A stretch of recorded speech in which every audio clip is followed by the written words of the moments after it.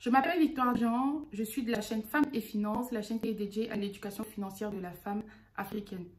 Maintenant, j'aimerais qu'on parle des coûts liés à l'investissement. Alors, quand je parle de coûts, je parle vraiment de la fiscalité. Quel est l'impôt qui est imposé dans le pays où on se trouve?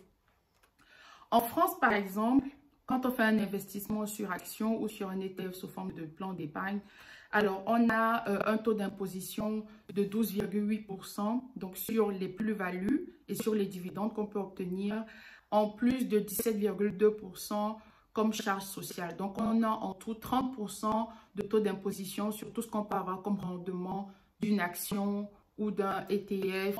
Une fois qu'on garde ces actions ou ce ETF ou quoi que ce soit sur une longueur plus courte que 5 ans, effectivement, on a ce tarif total, donc les 30% qui seront imposables. Une période plus longue que 5 ans, on a donc la chance qu'on ne paiera pas les 12,8% sur la dividende qu'on aura reçue sur la plus-value, mais on ne paiera plutôt que les charges sociales qui sont de 17,2%. Donc, on gagne vraiment 12,8% sur ce qu'on aurait pu payer si on n'avait pas gardé, si on s'était séparé plus rapidement de ces actions. Donc, ça vaut pour le trading, ça vaut pour le business en bourse. Et voilà quoi. Donc, c'est un peu ça l'idée. En Allemagne, on a un taux d'imposition, ce qu'on appelle Abgeltungssteuer. Il est de 30,5% à peu près.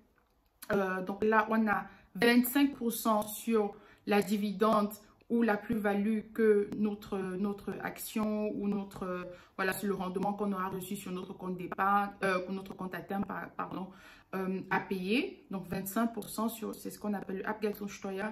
Et en plus, on a ce qu'on appelle Solidaritätszuschlag qui est environ de 8%, je pense. Non, de 5,5%, pardon. 5,5% environ le Solidaritätszuschlag. Et maintenant, si on paye le Kirchensteuer en général, donc c'est-à-dire la taxe à l'église, le fait d'appartenir à une religion, si elle est officielle, alors on va payer une certaine taxe qui est, je crois, de 8 ou 9%.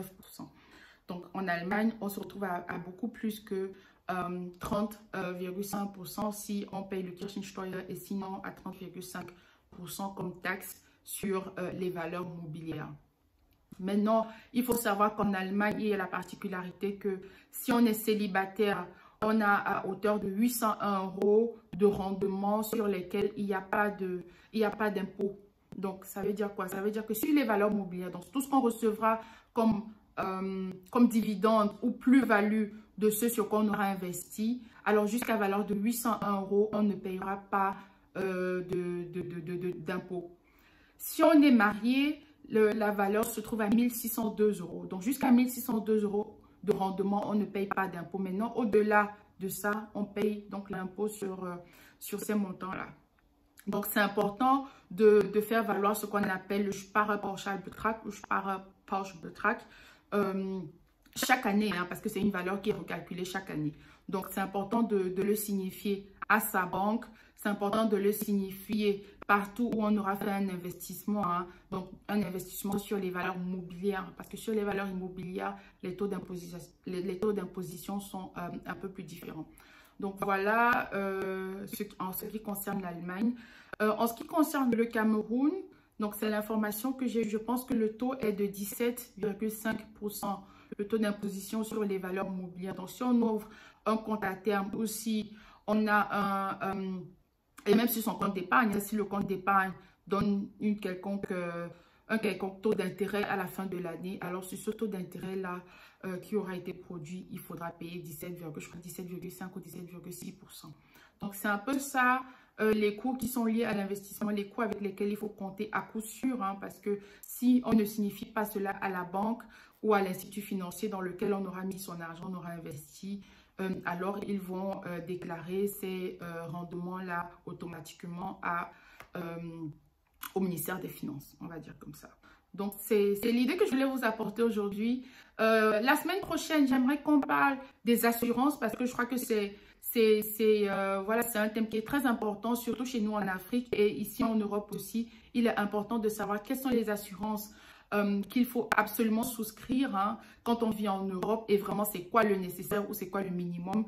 Et pour l'Afrique, quelles sont les assurances qu'on peut avoir parce que encore une fois en Afrique on a d'autres soucis, on a d'autres voilà d'autres problèmes parfois plus importants voilà que de souscrire forcément une assurance. Mais on verra la semaine prochaine donc quels sont les voilà, quel est le cadre dans lequel on pourrait souscrire une assurance. Et si tu as des commentaires à faire, quelles sont les idées d'investissement que tu as choisi de mettre sur pied maintenant avec les risques que je t'ai expliqués et les taux d'imposition? Est-ce que tu penses que ça vaut vraiment la peine pour toi de le faire selon toi, ton statut financier, selon toi, ton pouvoir financier? Écris-moi ça dans les commentaires. Abonne-toi à la page.